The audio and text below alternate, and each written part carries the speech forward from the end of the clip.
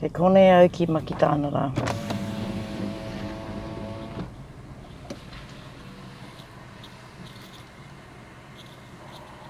Hi there, please hold your order.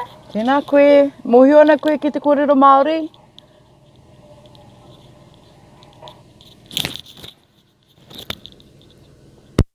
Sorry, what was that? E mohio ana koe ki te kōrero Māori.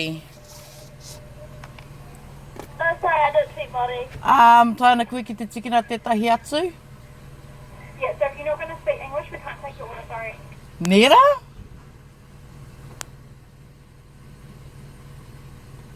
Mā koe pātai ati ki a koe te tuatahi.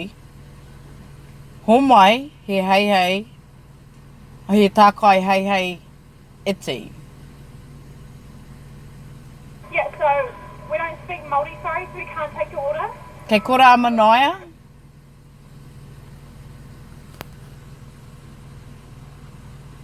Manaia Monroe?